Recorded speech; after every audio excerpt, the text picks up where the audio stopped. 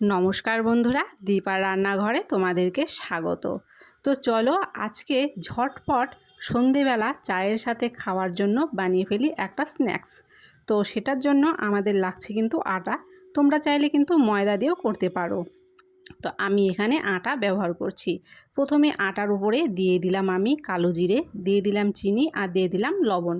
লবণের পরিমাণটা আমি এখানে একটু বেশি দিয়েছি, কারণ এটা খেতে কিন্তু একটু নোনতা নোনতা হলেই বেশি ভালো লাগবে। তারপরে দেখো সবগুলো শুকনো উপকরণ আগে এখানে আমি মিশিয়ে দিলাম। এর উপর দিয়ে দিলাম এখন সাদা তেল।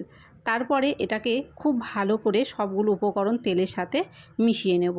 যেভাবে আমরা লুচি তৈরি করার সময় ময়ামটা দিয়ে নিই, ঠিক সেইভাবে এখানে ময়ামটা করে নেব। ময়ামটা যত ভালো হবে খেতে কিন্তু এটা ততটাই খাস্তা হবে। তো ময়ামটা কিন্তু করা হয়ে গেছে। তারপরে অল্প অল্প করে জল দিয়ে মেখে নেব। খুব শক্তও করব না, খুব একদম নরমও করব না। মোটামুটি আমরা রুটি যেভাবে খাই ঠিক সেরকমভাবে এটা মেখে একটা ডো তৈরি করে নেব।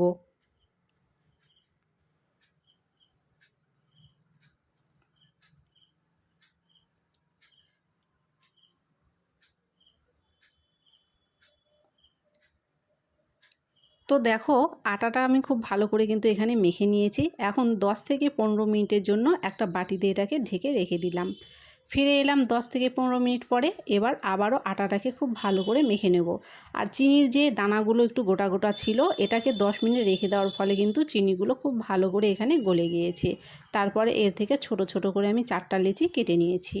এখন এখানটা বেলে নেওয়ার জন্য আমি এর উপরে একটু আটা ছিটিয়ে দিলাম। আটা দিয়ে যেভাবে আমরা রুটি বেলি ঠিক সেরকমভাবেই বেলে নেব। রুটি যতটা পাতলা করে বেলি তার থেকে সামান্য একটু মোটা করে কিন্তু বেলে নিতে হবে। তো তোমরা দেখেই বুঝতে পারছো এটা ঠিক কিভাবে আমি বেলে নিয়েছি। তারপরে একটা ছুরির সাহায্যে এভাবে প্রথমে 4 টুকরো করে নিতে হবে। তারপরে মাঝ বরাবর কেটে এগুলোকে ছোট ছোট করে সবগুলো কেটে নিতে হবে।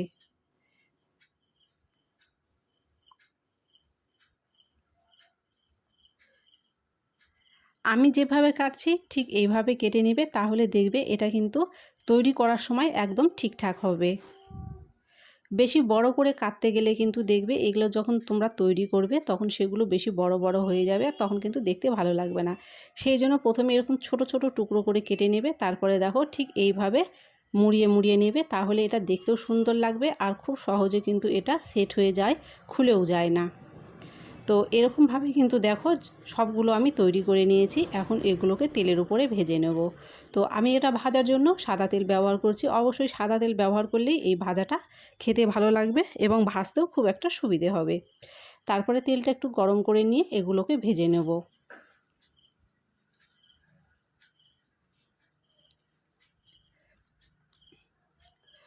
প্রথমের দেওয়া স্ন্যাক্সগুলো কিন্তু আমি ভেজে নিয়েছি, দেখতে পাচ্ছ। আর একটু লাল করে নেব, একটু ডিপ লাল করে নিলে কিন্তু এটা ভিতর থেকে একদম মুচমুচে হবে খেতে।